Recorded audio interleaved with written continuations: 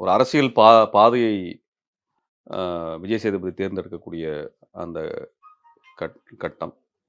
ஆ அவருக்கு அரசியல் சொல்லி தர்றாரு இல்லையா? கேகேன்னு ஒரு கேரக்டர் வந்து. ஆமா. அவருடைய வாழ்க்கை, அவரோட பையன் காணாமல் போனத பற்றி அவர் சொல்லுகின்ற விதம். ஆ அதுக்கப்புறம் வந்து முக்கியமா வந்து இப்ப எல்லாம் நம்ம ஊர் படத்துலலாம் பார்த்தீங்கன்னா, பெரிய ஹீரோக்கள் நடிக்கிற படத்துலலாம் பார்த்தீங்கன்னா, பார்ப்பனர்கள வைத்து கல்யாணம் பண்றது காமிப்பாங்க. அது என்ன ஆயிருக்குன்னா, அப்படி பார்ப்பனர்கள வைக்காம தான் பெரும்பாலான சமூகம் கல்யாணம் பண்ணும் தமிழ்நாட்ல. இப்ப அந்த படத்த எல்லாம் பார்த்து என்ன பண்றாங்கன்னா, அது ஒரு ஃபேஷனா மாத்திட்டு இருக்கிறாங்க இப்ப.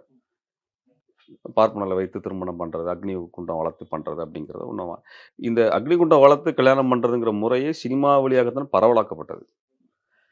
ஆனால் அதற்கு மாற்றாக இன்றைக்கு வந்து அ அதில வந்து உங்களுக்கு மனைவிங்கிறது கிட்டத்தட்ட அடிமையைப் போல வைப்பது தான் அந்த அக்னி குண்டத்த சுத்தி வரக்கூடிய விஷயம். ஆனால் மனைவி என்பவள் உங்களுக்கு துணையாக, இணையாக இருக்கக்கூடிய ஒரு தோழன் போன்றவர். என்கிட்ட என்ன உரிமை எதிர்பார்க்கிறியோ, அதுதான் உன்கிட்டயும் அ நான் எதிர்பார்க்கிறது. அப்படிங்கிற அந்த சுயமரியாதை திருமண முறைய வந்து முழுமையா காட்சிப்படுத்தியிருக்கிறது. இது ஒரு பண்பாட்டு தளமாக தமிழ் சமூகத்திற்குள்ளாக தாக்கத்தை செலுத்தும் அப்படின்னு நம்புறேன்.